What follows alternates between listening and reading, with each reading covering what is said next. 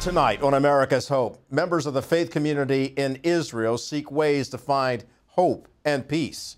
America's Hope starts now.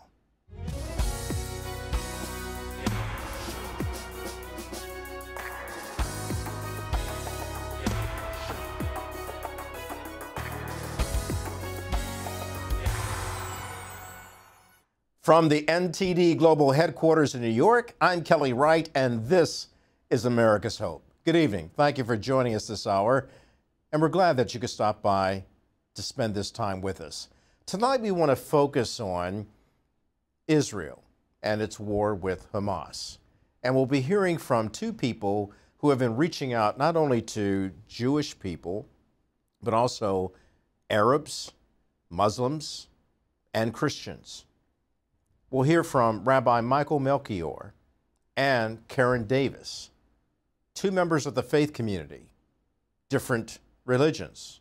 One is Jewish, one is Messianic Jewish. They have a message for the world today. So we'll have our interesting conversation with them. Let's get started right now.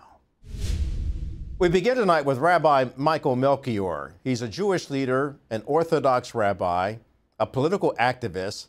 He's also a former minister of social and diaspora affairs, a former deputy minister of foreign affairs, and a former member of the Knesset.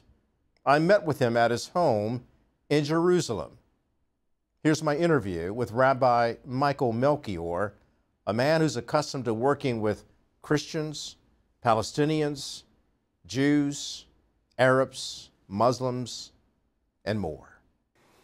Rabbi Michael Melchior, it's first of all an honor to meet you in person. We've had discussions in the past about the state of Israel and the conflict that it has encountered from Hamas and Hezbollah and enemies of the Jewish nation and of the Jewish faith. And here we find ourselves yet again talking about the existential threat against Jewish people in Israel from Hamas and other organizations that would like to wipe it out. When October 7th happened, what was your immediate response in trying to make sure this doesn't happen again? Well, first of all, I don't know if it's an existential threat. I don't think Hamas or even Hezbollah is an existential threat against the state of Israel. The state of Israel is a strong country where today we have half of all the Jews in the world living, and we also have a considerable, important non-Jewish population, both Muslims and Christians living inside the states of Israel, and Israel, in spite that we were taken by surprise on the 7th of October, also because it was such an important Jewish holiday where we celebrate the Torah, the 5 books of Moses, and the finishing of the reading of the Torah, and our government, our army was taken totally by surprise of many, many different reasons, which we can go into or not go into.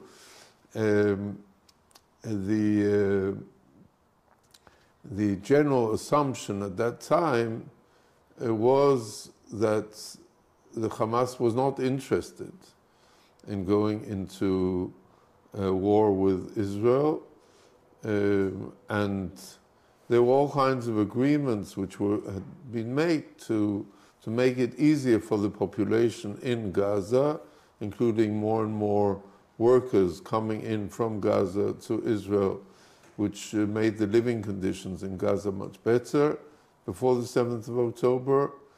And there were many other indications. There had been a few beginnings of wars before with the Islamic Jihad, which is, let's say, the little sister of Hamas, which Hamas said, we're not a part of this. We're not interested in having wars anymore with Israel.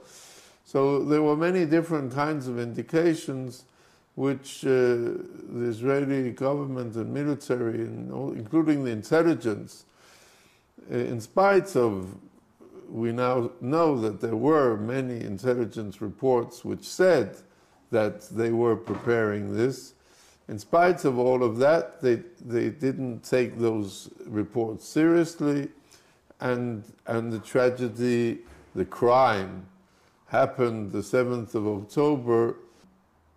I was also surprised by this.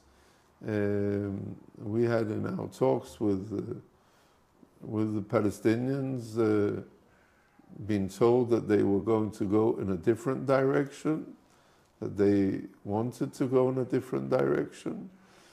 And I think that those Palestinians we talked to were sincere about this. The problem was that those who decided inside Gaza, they wanted something else. They sat and they planned this, and they did not want a peace between the Arab Muslim world and Israel. They did not want there were a lot of signs of peace with, let's say, the crown jewel in the Muslim world, which was Saudi Arabia, which was progressing in a good way. The peace between Israel and Saudi Arabia, which is really because of the centrality also of the Muslim world with Mecca and Medina in Saudi Arabia, this would be the crown jewel of making peace with the whole of the Sunni Arab world. And with the American brokering this peace deal, this was going very fast forward. And the Palestinians would have gained from this also.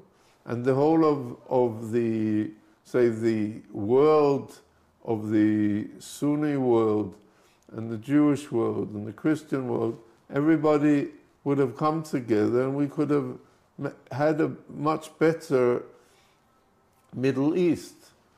And those people who sat in Gaza, they didn't want this. They wanted to cut it off, also against the will of many of the Palestinian leaders and the will of the Arab leaders around, from the countries around.